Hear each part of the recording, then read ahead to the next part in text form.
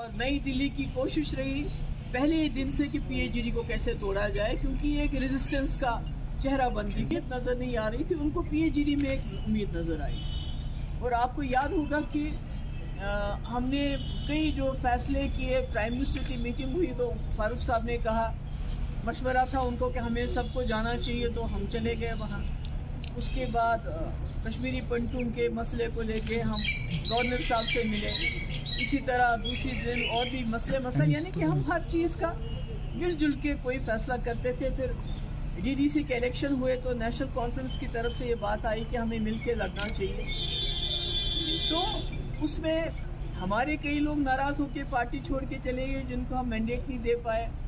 मगर हमने सोचा कि जो लार्जर कॉज है, जो बड़ा मकसद है हमारा जम्मू कश्मीर में इस वक्त मुसीबत का मुकाबला करना, तो पूरे मुल्क में ये मैसेज आना चाहिए कि हम एक साथ हैं और एक साथ मुकाबला करेंगे। इसी यही वजह है कि जब अलायंस में इंडिया अलायंस में बात हुई जम्मू कश्मीर की, तो मैंने ये कहा कि वहाँ सबके सामने फारूक साहब हमारे सबसे सीनियर लीडर हैं, तो हम जम्मू कश्मीर में पार्लियामेंट में जो सीट शेयरिंग का मसला इन पे छोड़ देते हैं, वो फैसला कर लें।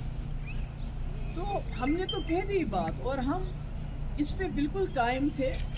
मगर मुझे डिसअपॉइंटमेंट हुई, मायूसी हुई ये सोच के कि हर छोटी बात पे पीएचडी में मशवरा होता था, फारूक साहब फोन उठा के कहते थे।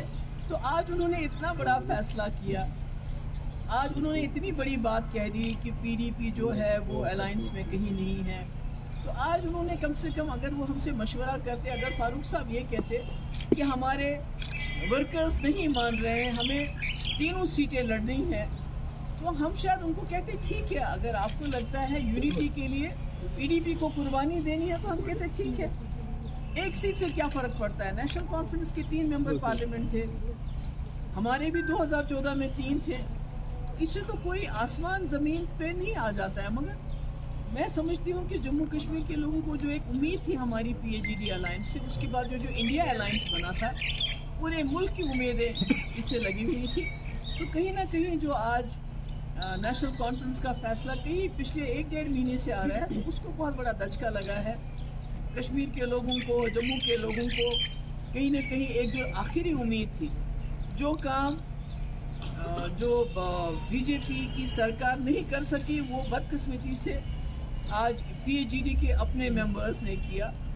तो मैं आपको पता है मैं फाइटर हूँ, तो हम तो चाहते थे कि मफामत हो, हम एक दूसरे के मद्दे मुकाबल ना आए, क्योंकि हमारा जो अपोनेंट है वो बहुत ही ज़्यादा ताकतवर है और बहुत ही ज़्यादा खतरनाक भी है, और उसने पूरे जम्मू कश्मीर को एक कैद खाना बना के रखा है। तो हम मिल के उसका मुकाबला करेंगे।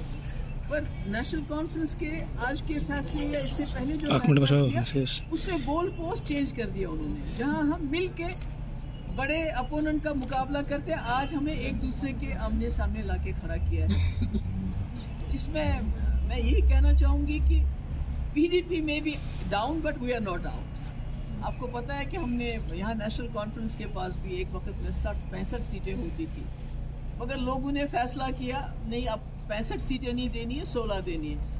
इसी तरह लोगों ने हमें एक बार 3 पार्लियामेंट सीटें दी, उसके बाद फैसला किया नहीं, अब एक भी नहीं देंगे। तो मैं समझती हूँ अब हम लोगों के सामने जाएंगे, उनके पास अपना केस रखेंगे, क्योंकि जम्मू कश्मीर की दिल्ली के पार्लियामेंट में आवाज़ पहुँचाना बहुत ज़रूरी है। इस आवाज़ पे नजरें खाली जम्मू कश्मीर की नहीं, बल्कि 20-22 करोड़ मुसलमानों की भी लगी हैं, जिनके घर तोड़े जा रहे हैं, जहां मस्जिदें तोड़ी जा रही हैं, और 80 करोड़ उन हिंदुओं की भी है जो गांधी के हिंदुस्तान में एक रहे, जो नहीं चाहते हिंदू मुस्लिम झगड़ा हो। तो इसलिए हमने आज फैसला किया है कि हम जो हमारे इंडिया अलायंस में है, कांग्रेस पार्टी के साथ भी मशवरा करके, क्योंकि हम कोई यकतरफा फैसला नहीं करना चाहते हैं, हम उनके साथ भी मशवरा करके जो आज नेशनल कॉन्फ्रेंस की तरफ से फैसला आया है, इसका जो है आपस में भी बैठ के, और इसमें कांग्रेस को भी कॉन्फिडेंस में लेके जल्दी ही हम आपके सामने अपना फैसला लेके आएंगे। और मतलब तकलीफ तो होती है, जिस चीज़ को आपने 5 साल तक संभाल के रखा, संजो के रखा, कि एक यूनिटी दिखाई, आज उस यूनिटी को तितर बितर होते हुए बहुत तकलीफ होती है, बहुत अफसोस होता है, क्योंकि हमें